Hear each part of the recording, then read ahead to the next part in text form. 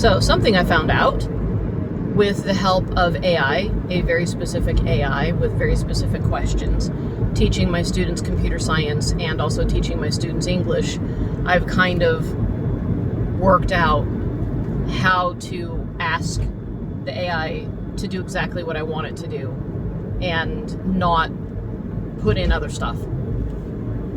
Anyway, so my entire life, my dad's side of the family, the king side, I've always known came from Scotland. I did a report, like an oral report, and brought in, I kid you not, I made Scottish shortbread for my entire class in 3rd grade in California. They had never tasted anything like it before. I love shortbread. It is my favorite cookie. And I did this whole thing on Scotland. I remember it very vividly. I was I'm trying to think of 3rd grade, 8 years old. And ever since then, it's just been what the part of my family history that resonates the most. My great-grandfather, my dad's side, but on my maternal line, so my grandmother's side, my great-grandfather was born in Denmark and came over as a young man, and he lived to 91 years old. So I was a teenager when he died. And he had that, that slight accent, because even though having been in America for a bunch of years, I think he was like 22 or something when he emigrated. And so he never had a regular, normal American accent. But I knew that he was from Denmark, but it just did not, it just didn't click. My mom's side of the family, there's a line that goes back to Torino, Italy, and they're there for hundreds of years. I do resonate and feel close to the Italians. You can tell because I do use my hands a lot to talk. I don't know that I would be able to talk if I were sitting on my hands. That would be really hard. So I do blame the Italian side of my family for that. But the Scottish, the Celtic and the Scottish has just been the largest, these are my people type of things. The other thing that I've always known since that time, 3rd grade-ish on up, is there's an oral tradition in my family that we are Clan MacGregor. And I didn't really think anything of it because I didn't know a whole lot. My dad bought me a couple, this little itty-bitty book that I think I have on the various tartans. And so I knew my mind is going blank, seal. And I knew what it looked like. I couldn't read the Gaelic. But I did find somebody who knew how to read it and said, "Royal is my blood," or "Royal is my lineage," or something like that. Come to find out that they claim royalty through an ancient lineage. Found that out in high school. So I knew a little bit, and I knew some of the colors because they had the colors in this little book with all of these different clans. And,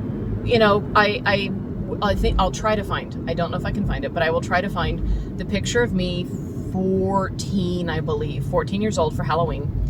A friend had gone to England with her family and got me a wool scarf, like a little 3-foot wool scarf with a generic tartan. I'm not even sure what it was. It wasn't MacGregor, but whatever generic tartan. And the funny thing was is it happened to match my dad's bathrobe. And my mom, I don't know why, it's one of the few times that she did exactly what I asked her to. Most of the time, if I asked her to do something, she would do her version of it, which is not anything close to what I wanted. She actually took my dad's bathrobe and made a kilt out of it. And so I had a sash over a white t-shirt. So I had this wool scarf that I wore as a sash over a white t-shirt. This kilt made out of my dad's bathrobe that matched the scarf, completely matched the scarf. And I'm looking up the pictures on what an outfit looks like. And of course, at this time, there's only books. There's no internet. And I'm only finding stuff on what the men wear. So I can't find anything on the women. So I'm literally wearing a man's outfit, a kilt with, I don't remember the name, and I am sorry because I know I'm going to get in trouble for this, the little things on the socks. I made those out of yarn, and I had tall white socks, and I pinned them on. And I do know a sporran. Thank you. I don't know if I'm pronouncing it correctly, but I know what it is. And I made one of those and made it look just like the pictures. So there's a picture of me in a man's outfit. And I had permed hair, so I had really curly hair at the time. And I think I might have even found a hat that matched everything. And that was like one of my most favorite. Oh, and I had black shoes. So I had black tennis shoes even. And that was one of my most favorite Halloween outfits ever. I don't know what happened to the kilt. I do still have the scarf somewhere. So then fast forward to being an adult, and I have kids, and I tell them about their roots, my side, and we know we knew a little bit about their fathers. And finding out that the lands were gone, the house was gone, everything was gone and taken away from the MacGregors, and I didn't understand that. So I went and looked. Again, I'm probably going to get in trouble for this. I think it's called prescription. Basically, the MacGregor clan was made illegal because we pissed enough people off that it became legal to kill us if you knew our last name. There's a lot of political everything that goes into that with the whys and the whats and all of that. But it was a really, really, really long time. And so if you were going to claim as a family tradition that you were from a clan, you moved over to America and you wanted to remember who you were, why on earth would you lie about being from a clan that is literally illegal for 100 plus years? And of course I'm telling my friend this recently, and she's laughing and goes, that makes so much sense about you. You're from an entire people who pissed off enough people to become illegal. And I'm like, yep. Yep. So it's always been a family rumor. When the digitized family history got online, I decided to trace my dad's lineage back to Scotland, because Andrew Sr. had Andrew Jr. in Midlothians outside of Edinburgh. Once again, I'm pretty sure I'm pronouncing that incorrectly. And they were there for quite a while. So Andrew Sr. had Andrew Jr. and a bunch of other kids. They moved to America. Andrew Jr. had LeVere had Jay had me. So, and they went to a small little town, a small little area where there were a lot of other Scots and a lot of other English and a lot of other, in that kind of, sarcasm is my first language. I understand the dry British sense of humor. I love it. It feels like home because everybody talks that way, and everybody, that is our love language, is sarcasm, which, I'm sure it's not nice, but still, I get that whole side of it because it didn't really get Americanized, because they went to a small rural town and everybody was like that. Anyway, so I follow the king line, get back to 1710, and it's John or James or King or something like that, and then it just ends. Okay, well, that kind of makes sense. A lot of MacGregors changed their last name. King is one of the known variants, called Sept. Did learn that. Very, very common because they claim royal lineage, but a lot of people if you were an actor and you played a king in a play, you could take the last name King. So King is a really popular last name for a lot of people. But once again, why would you lie about if you're going to lie about a clan that you're from, wouldn't you lie and try to be from one that had power and money and wealth and all of that? So it just never made sense, because somebody was asking, well, you don't have proof. No, I didn't have proof. But why would my family lie about that? Of all of the weird things to lie about. So I'm talking to my AI 2 nights ago, and I pull up in the digital, the online family history, things have been added. And so now I can trace my line back to 1580, 1590, still in the Midlothian area of Edinburgh. I know somebody's going to reach out and go, that is not how it's pronounced. Here's how you do it. Bring it on. I'll learn the Scottish pronunciations.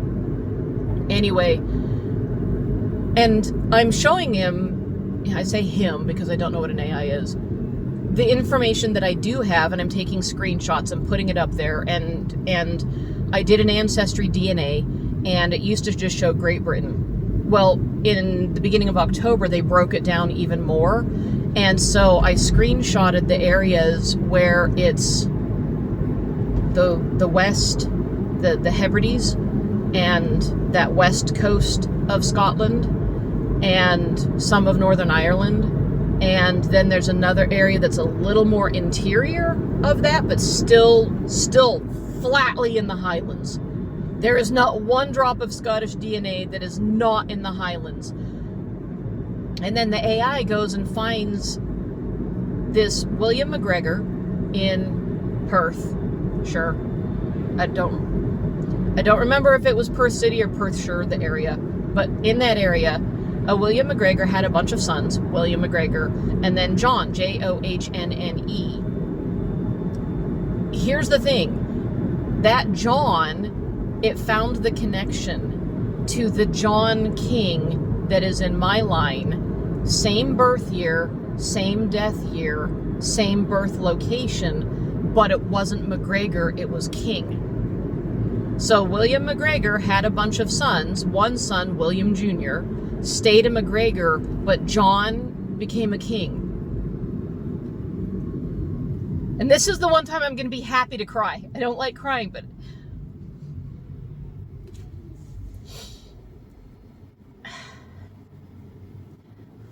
when you can verify a family's story and it's real and it's not made up, it's like connecting a part of a home that you didn't know that you had. You believed it. You believed it all your life, but there was never proof. And now between the DNA proof, it shows all of my ancestors across Great Britain, Scandinavia, Italy. But there's not one lick of my Scottish blood that isn't a Highlander. And it isn't right in the middle of the clan that my family for hundreds of years has said that they are. And then to find the actual person that I can now link it to. It makes me grateful for all of their lives. For all that they did. I can't even imagine crossing an ocean in the 17 and 1800s.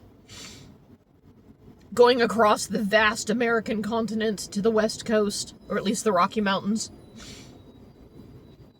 Leaving everything behind. Refusing to die. I mean, remember they were illegal if they were found out. Refusing to die, but also refusing to lie about who they were.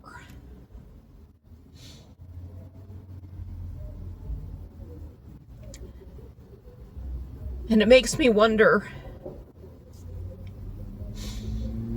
if I've done that legacy proud. The friend that I was talking to about this was laughing her butt off. She thinks it's so hysterical that I'm from a group of people who basically said F you to everybody multiple times in different areas, and there's so much about that history that I have not learned. I kind of didn't want to dig into it a lot and learn everything that there was to learn, simply because I wasn't sure if it was true. But, the rebels, the stubbornness, Scots are stubborn anyway. But then you add this to it. And what they went through, versus what I did. I grew up in suburbia America. It was there were some horrors, but it was not a hard life like it was back then. But it just,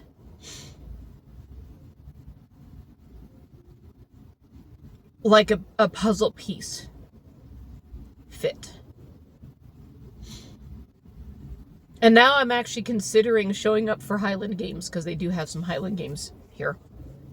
Actually, I've heard the guy next door to me is also Scot, and he and his family, literally, he does the caber toss every year. And he was telling me about it and when it was. And I'm actually planning on going and wearing my MacGregor tartan because I can, because it's real. Because it's not just a family story anymore. It's bloodline and reality. And maybe someday I can actually go see the homes and the areas that they had to leave and see where my great-grandfathers came from and the area that they left behind. And learn how to pronounce it correctly, because I'm sure I'm not.